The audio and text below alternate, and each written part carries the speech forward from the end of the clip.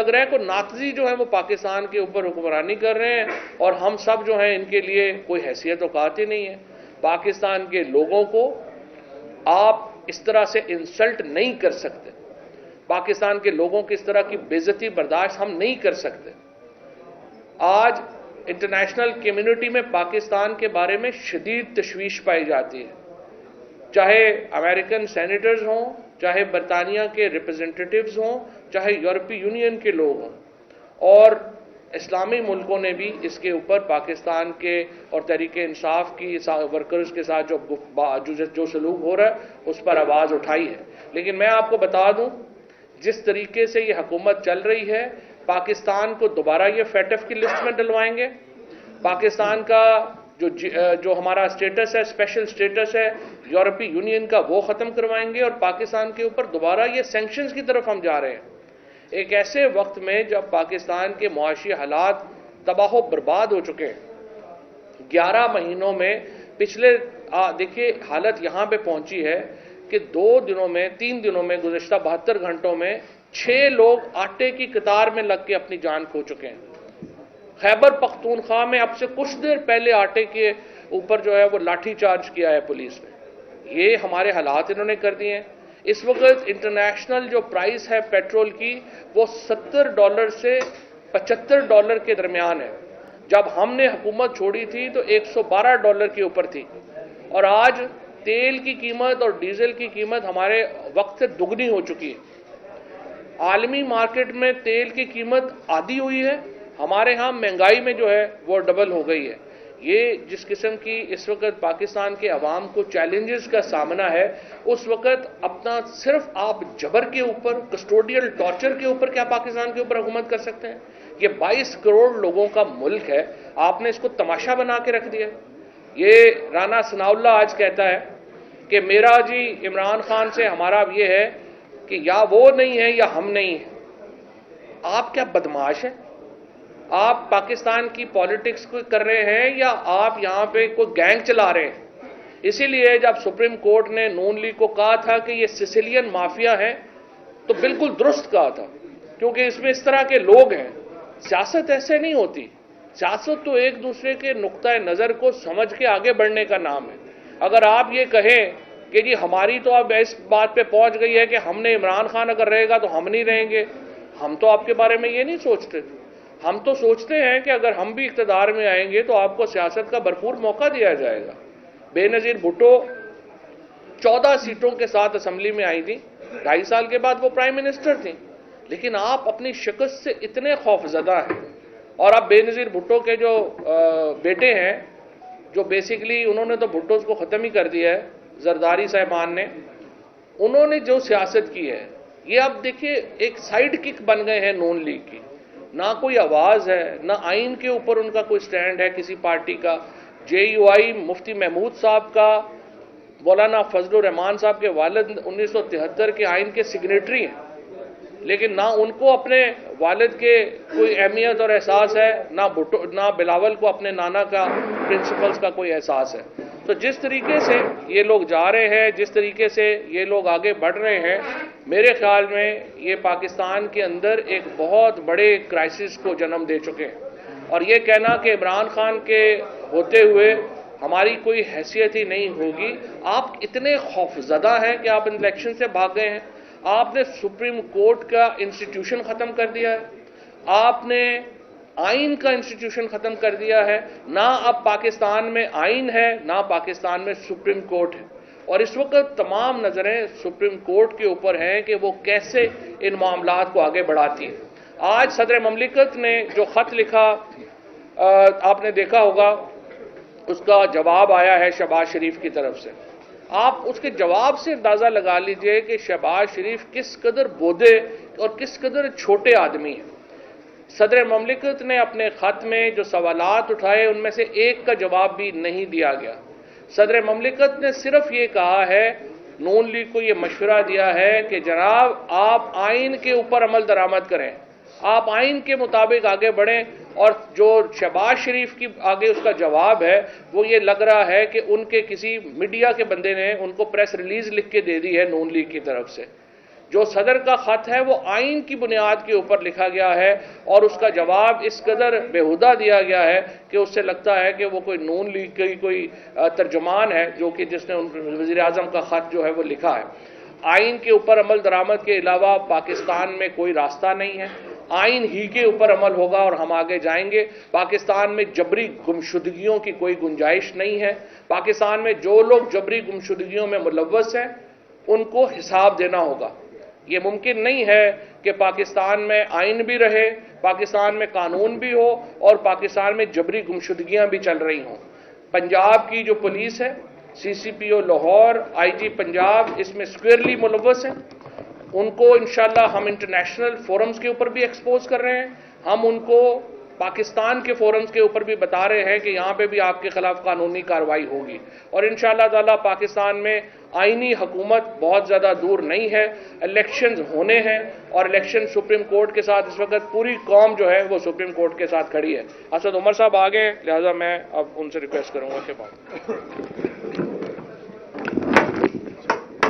بسم اللہ الرحمن الرحیم جی، پاکستان جیسے ابھی فواد بات کر رہے تھے، پاکستان اس وقت دورائے اور ایک فیصلہ کن موڑ کے اوپر ہے پاکستان، اور فیصلہ یہ ہونے کے لیے جا رہا ہے کہ کیا پاکستان ایک ایسا ملک ہوگا جہاں پر آئینی جمہوریت ہے، جہاں پر قانون کی بالادستی ہے، جہاں پر ایک عام شہری کے بنیادی حقوق کی کوئی حفاظت ہے، یا پاکستان ایک ایسا ملک بننے کے لیے جا رہا ہے جو ماورائے آئین ملک چلے گا، اور جب ماورائے آئین چلے گا تو ظاہر ہے اس کا مطلب کہ اس ملک کے اندر نہ کوئی جمہوریت کی گنجائش ہے، نہ کوئی آزاد میڈیا کی گنجائش ہے، نہ عوام کے شہریوں کے بنیادی حقوق کی کوئی گنجائش ہے۔ پھر تو جس کے پاس طاقت ہے اس کی مرضی ہے کہ وہ کس کے ساتھ کیا کرنا چاہے اور کیا نہ کرنا چاہے۔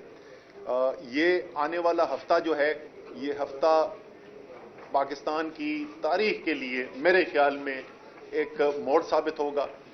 مجھے یقین ہے کہ سپریم کورٹ پاکستان کی اعلیٰ عدلیہ جو ہے وہ کوئی 1950 والی اب عدلیہ نہیں ہے، نہ یہ 1950 والا پاکستان ہے، اور وہ جو کہتے ہیں کہ جسٹس منیر مومنٹ نہیں ہونے والا، یہ عدلیہ اپنے آپ کو آئین کا دفاع کرتے ہوئے نظر آئے گی ہم سب کو۔ عدلیہ کو یہ پتا ہے کہ ساری قوم ان کے پیچھے کھڑی ہوئی ہے، اور ایک ایسا پاکستان جہاں پر یہ صورتحال ہو کہ ملک کے سب سے بڑے صوبے پنجاب کے دارالحکومت لاہور کے اندر ایک مڈل کلاس کا پڑھا لکھا نوجوان اظہر مشفانی جو ہے اس کے بنیادی حقوق سلب کر لیے جائیں سارے پاکستان کے دیکھتے دیکھتے۔ اگر وہ کوئی ایسی بات کر رہا ہے جو آپ کو پسند نہیں ہے، آپ دلیل سے جواب دیں، آپ مقابلہ کریں اس کی دلیل کا، اس کی منطق کا۔ آپ کے خیال میں اس نے قانون کی خلاف ورزی میں کوئی بات کی ہے تو آپ قانون کے تحت اس کے خلاف کارروائی کریں، اپنے الزامات لگائیں، پرچہ کٹائیں۔ یہ کون سا پاکستان ہے کہ لاہور کے اندر، جیسے میں نے کہا، ایک پڑھا لکھا نوجوان جو ہے وہ اغوا کر لیا جائے اور یہی نہ پتا چلے کہ کون اٹھا کے لے گیا ہے، کیوں اٹھا کے لے گیا ہے۔ شاہد حسین اوورسیز پاکستانی، اس کو اٹھا کے لے جائیں، یہی نہ پتا چلے کہ اس کے اوپر الزام کیا ہے، کس نے اٹھایا ہے، اس کو وہ پتہ نہ چلے۔ حسان نیازی کو آپ یہاں پر اٹھائیں، وہ بیٹھا ہوا اے ٹی سی کی عدالت میں، دہشت گردی کی عدالت میں، میں اس کے ساتھ بیٹھا ہوا تھا وہاں پہ، جس وقت کا وہ پرچہ کٹا ہوا ہے کہ وہ پتہ نہیں کیا کر رہا تھا، اس وقت وہ میرے ساتھ بیٹھا ہوا تھا دہشت گردی کی عدالت میں۔ ہم وہاں سے نکلے، آدھے گھنٹے بعد پتہ چلا ادھر سے اٹھا لیا، ادھر سے اٹھا کے کوئٹہ لے کے چلے گئے، اسلام آباد میں بھی بیل ہو گئی، کوئٹہ میں بیل ہو گئی، اب لاہور کا کوئی پرچہ کاٹ کے رکھ دیا ہے۔ تو یہ ملک جس طریقے سے ہم چلانے کی کوشش کر رہے ہیں، یہ پاکستان کی تباہی کے علاوہ ہم اس کو کہیں نہیں لے جا رہے۔ اور جیسے میں نے کہا کہ ایک تاریخی موڑ آ گیا ہے، کل میں لاہور کے عوام کو مبارکباد دینا چاہتا ہوں۔ الحمدللہ تمام خوف و ہراس، تمام گرفتاریوں، تمام کنٹینرز کے باوجود جس بڑی تعداد میں لاہوری نکلے ہیں اور خود نکلے ہیں، کل تو ہماری کوئی تنظیمیں بھی نہیں، وہ تو بیچارے زیادہ تر تو سینکڑوں بندہ تو گرفتار ہو کے بیٹھا ہوا ہے، تو کوئی ہے بھی نہیں کہ جو موبلائز کرنے والا وہاں پہ ہوتا گراؤنڈ پہ، خود نکلی ہے عوام۔ لوگ کہتے ہیں اپنے کپتان کے لیے لکھ رہی ہے، اپنے کپتان کے لیے نہیں، اپنے لیے نکلی ہے. ان کو نظر آ رہا ہے کہ پاکستان کا مستقبل کدھر جا رہا ہے. تو انشاءاللہ تعالی پاکستان جو ہے اس تاریک رات سے گزر رہا ہے، اس میں کوئی شک نہیں ہے. فسطائیت اپنے عروج پہ ہے، لیکن میرا ایمان، میرا یقین یہ کہتا ہے کہ رمضان کے مہینے میں پاکستان بنا تھا. اللہ تعالیٰ نے ہمیں ملک دیا تھا ایک رمضان کے مہینے میں، اور رمضان کے اسی مہینے میں انشاءاللہ تعالیٰ اس کی بہتری کا سفر بھی شروع ہوگا، اور انشاءاللہ تعالیٰ پاکستان بہتری کی طرف جائے گا. صاحب یہ بتائیے کہ کیا 1970 کے ایسے حالات پیدا ہو گئے ہیں کہ ہم جمہوریت کا خواب دیکھتے دیکھتے کسی اور آپ پہ کبھی چال پڑیں گے؟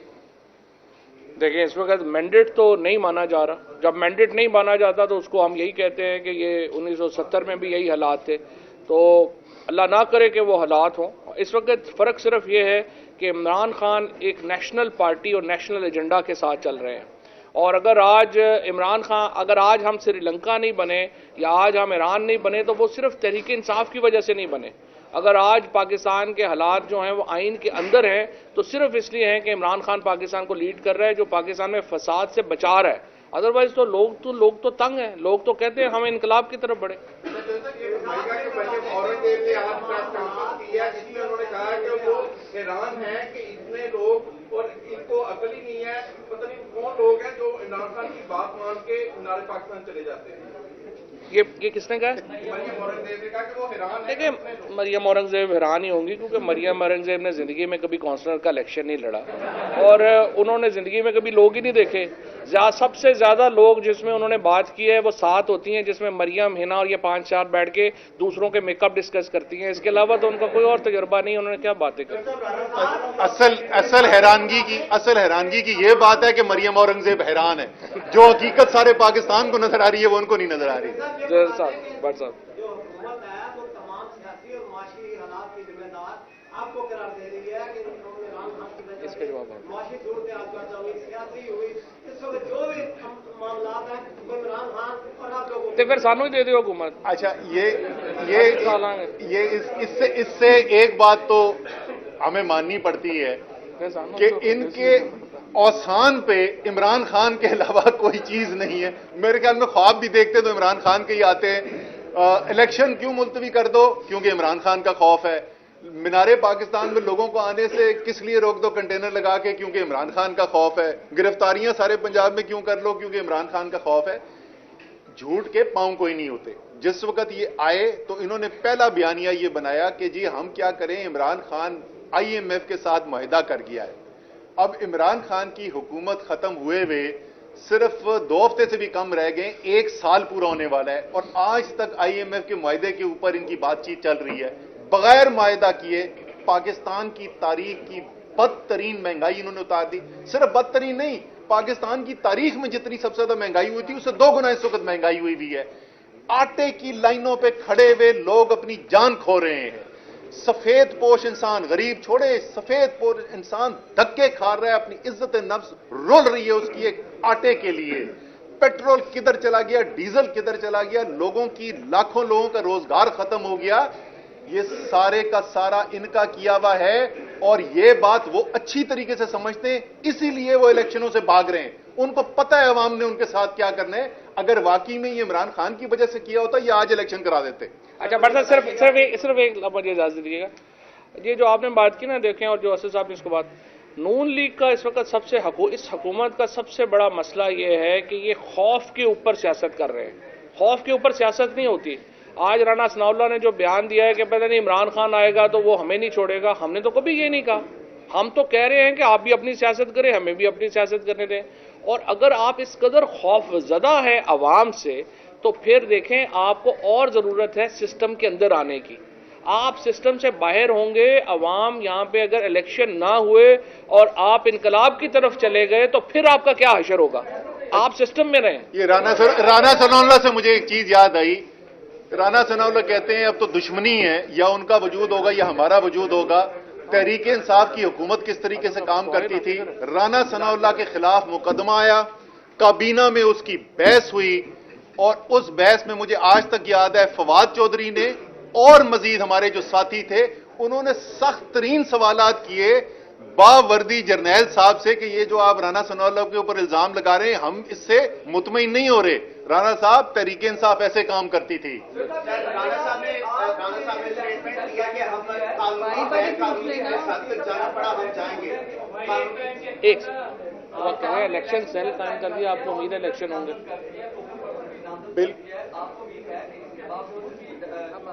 انشاءاللہ جی 100% الیکشن کی طرف ملک جائے گا. یہ کسی صورت میں ممکن نہیں ہے کہ پاکستان کی اعلیٰ عدلیہ پاکستان کے آئین سے انحراف ہونے دے. دن دہاڑے پاکستان کے آئین سے انحراف کرنے کی کوشش کی گئی ہے, کسی صورت میں یہ بچے گا نہیں. یہ جو فیصلہ انہوں نے کیا ہے, ہماری پٹیشن کل جو ہے سپریم کورٹ کے اندر دائر کرا دی گئی ہے. ہماری امید ہے کہ چیف جسٹس صاحب اس کا جلد بینچ بنا دیں گے اور کل ہی اس کے اوپر سماعت بھی شروع ہو جائے گی. لیکن چلیں کل ہوتی ہے پرسوں ہوتی ہے, اس میں کوئی شک نہیں ہے فیصلہ کیا آنے والا ہے. ہم پہلے بھی اعلان کر چکے ہیں, تمام تحریک انصاف کے پنجاب کے جو امیدوار ہیں ٹکٹوں کے حلقوں کے اندر موجود ہوں, اپنی الیکشن کیمپین کریں, انشاءاللہ تعالی الیکشن ہوگا. رانا صاحب کی اسٹیٹمنٹ کہ ہمیں قانونی غیر قانونی جو بھی ہر بار استعمال کرنا پڑا ہم حد تک جائیں گے, قانونی غیر قانونی جو بھی. آج سو موٹو لینے والے کیوں خاموش بیٹھے ہیں؟ سو موٹو لینے والے خاموش تو نہیں بیٹھے ہیں. رانا صاحب کو جو گھبراہٹیں آ رہی ہیں وہ سو موٹو سے لے کے عدلیہ کی جو فنکشنلٹی ہے اسی سے آ رہی ہیں. رانا صاحب جو ہیں وہ گھبرا گئے ہیں. میں نے انہیں سوچا ہے کہ کوئی لیگزوٹینل وغیرہ بجواتے ہیں انہیں کہ جناب حوصلہ کرو, اینا بھی کوئی نہیں نہ. ہم آپ کو کوئی کچھ کہنے کو جو ہے اسد صاحب کی طرف سے پارٹی کی طرف سے ہم ان کو یقین دلاتے ہیں آپ الیکشن کرائیں, سسٹم کے اندر آئیں. میں آپ کو پھر کہہ رہا ہوں اگر آپ سسٹم کے باہر جانے کی کوشش کریں گے زیادہ خطرہ ہے آپ کے لیے, سسٹم کے اندر رہیں. اچھا آپ آخری سوال, پھر ہم نے یہ اظہر کے بھائی ہیں. آپ کی اور اسد عمر صاحب کی جنرل باجوہ سے بڑی ملاقاتیں بھی رہی ہیں. ہاں جی, انہوں نے کہا کہ عمران خان نے اسد عمر کو میرے خزانہ سے میرے کہنے پہ ہٹایا.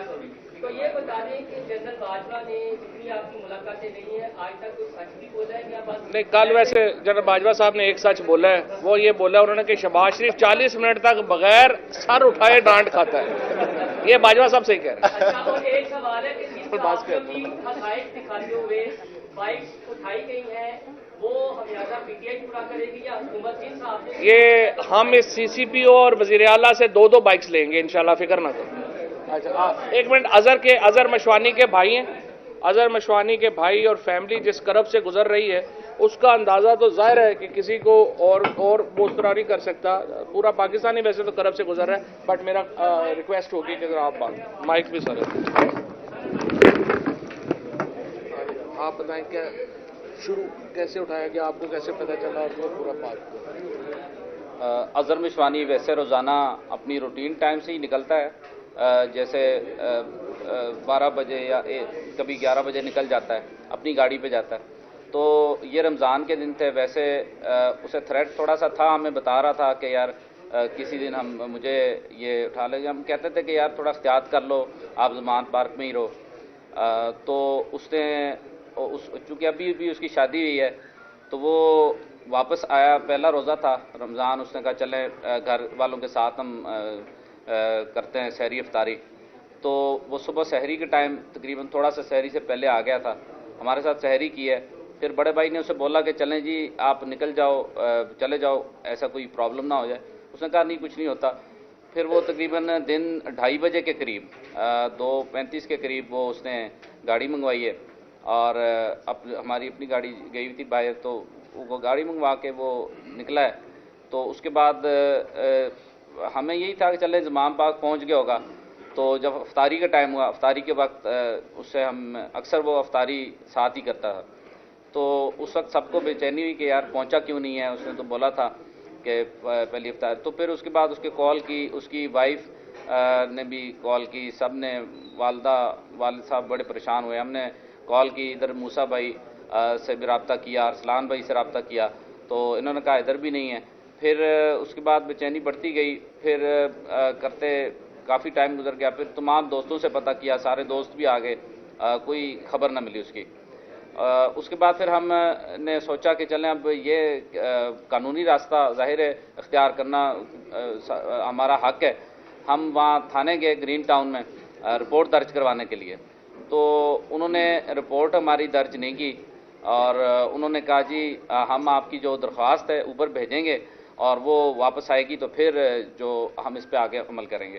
اور دوسری بات، جب وہ ہم درخواست دے رہے تھے وہ کہتا ہے کہ اس میں سے آپ پی ٹی آئی والا لفظ نکال دیں تو باقی جو درخواست ہم اس کے بعد ایکسیپٹ کر لیں گے. کیوں ہمیں اوپر سے آرڈر آئے ہیں کہ آپ ایسی کوئی بھی درخواست قبول نہیں کریں گے جس میں پی ٹی آئی کے لکھا ہو، یعنی پی ٹی آئی کے کسی بھی کارکن کی درخواست، کیونکہ ان دنوں کافی سارے پی ٹی آئی کے کارکن اٹھائے جا رہے ہیں وداؤٹ اینی وارنٹ، پتہ بھی نہیں چل رہا. تو اسی طرح سے بھائی بھی گم ہو گیا. پھر اس کے بعد کافی کوشش کے بعد پھر عمران خان صاحب کا شکریہ، انہوں نے ہمیں بلایا، ان سے ملاقات ہوئی، ہم دونوں کے زمان پار بھائی، تو انہوں نے ہمیں ریفر کیا میاں علی اشفاق صاحب کے ساتھ. انہوں نے کافی ہمارے ساتھ کوآپریٹ کیا، لیکن اس کے باوجود بھی یہاں تک دیکھیے کہ ہماری رپورٹ پھر بھی درج ہوئی. کل جا کے رات کو ہماری رپورٹ آلموسٹ 3 دن گزر گئے ہیں، اس کے بعد ہماری رپورٹ درج ہوئی. اس کے بعد بھی تحقیقات کا آغاز بالکل بھی نہیں کیا گیا. بھائی ابھی بھی گمشدہ، ابھی بھی نہیں پتہ کس نے اٹھایا، کون لے گیا. اس اسلامی جمہوریہ پاکستان میں ایک سب سے بڑی پارٹی، پاکستان کی سب سے بڑی پارٹی کا جو پریویس ہمارے پی ایم ہیں، ان کے فوکل پرسن جو وہ غائب ہے، اور سارے قانونی جو ہمارا قانون ہے چپ ہے، اور ادارے سارے خاموش ہیں. کوئی ہمیں کم سے کم یہ بتا دے، اس کی خیریت کی خبر دے دیں. اگر اس نے کوئی قانون توڑا ہے تو ہم قانون کے خلاف اس کو جانے کا تو نہیں کہ نہ کبھی وہ قانون کے خلاف گیا ہے. اس کی ساری ٹویٹس اٹھا کے دیکھ لے. ہمیں تو وطن کی جو محبت کی گھٹی دے کے پرورش کیا گیا ہے، ہمارے اور تمام ہم لوگ محب وطن لوگ ہیں. تو اگر ایسا کوئی الزام دھر کے اس کے کسی اور کا اکاؤنٹ اس کے اوپر لگا کر، اور حقیقت یہ ہے کہ جب پی ٹی آئی کے سوشل میڈیا کا مقابلہ نہیں کر سکتے یہ، تو پھر ان کے جو نون لیگ یا باقی جو سوشل میڈیا والے ہیں وہ اوچھے ہتھ کنڈوں پہ آتے ہیں. ان کا نام بھی اس طرح سے دیا ہوا تھا تو ہٹ لسٹ میں تھا یہ. تقریباً اس کے علاوہ بھی ہم پی ٹی آئی کے 700 یا 1000 کے قریب ارکان کو اٹھایا گیا ہے، تو ان کا شاید پتہ چل گیا، لیکن اس کا ابھی تک پتہ نہیں ہے کہ یہ کدھر رکھا گیا ہے، کس کی کہاں ہے. کم سے کم ہمیں بتا دیں خیریت سے ہے، یا اگر کوئی قانونی کارروائی بھی، اگر کوئی ایسا مسئلہ ہے، ان کو پرابلم ہے، ایشو ہے کوئی، تو پھر ظاہر کریں، لائیں، پیش کریں، کورٹ میں پیش کریں. تو اس سے پہلے کوئی تھریٹ کالز آ رہی تھی جب انہیں اٹھایا گیا؟ اس سے پہلے کوئی فیملی کو تھریٹ کالز یا اظہر کو تھریٹ کالز جو فیملی سے ڈسکس کیا انہوں نے؟ نہیں، تھریٹ کالز کسی قسم کی نہیں آئی. کالز کسی قسم کی نہیں آئی. اچھا، ان کا کیا کوئی لیپ ٹاپ وغیرہ دیا گیا یا کیا چیزیں؟ 2 صحافی جنہوں نے یہ کلیم کیا ہے، طلعت حسین نے اور ایک اور صحافی نے، جنہوں نے یہ کلیم کیا ہے کہ اس کے اوپر تشدد کیا گیا اور وہ اکاؤنٹ ڈیٹیل بتا رہے ہیں. تو اب ایف آئی آر ہو گئی ہے، تو میں گرین ٹاؤن پولیس کو کہتا ہوں کہ ان کو تو فوراً شامل تفتیش کریں نا، ان سے پوچھیں کہ ان کا کیا سورس ہے، بیکاز یہ تو مسنگ پرسن ہے. ان دونوں کو بلا کے تو ان کا ورژن ریکارڈ کرے پولیس اس پہ کیوں حرکت نہیں کر رہی. اور جس طرح میں نے پہلے عرض کیا ہے، دیکھیں یہ بڑا سنگین مسئلہ ہے. اس سے پاکستان کو عالمی سطح کے اوپر ایک بہت بڑے بحران کا سامنا کرنا پڑے گا. یہ فیٹف میں ہمیں دوبارہ ڈلوائیں گے، یہ ہمارا جو اسپیشل سٹیٹس ہے یورپی یونین کا وہ ختم کروائیں گے. مسنگ پرسنز کی کوئی گنجائش نہیں ہے عالمی قانون میں، اور اس وقت پوری دنیا پاکستان میں ہیومن رائٹس کی جو حالات ہیں ان کو دیکھ کے پریشان ہے. اب ہم جا کے پروٹیسٹ ہم نے کرنا ہے، ہم نے اس میں شامل ہونا ہے. Thank you.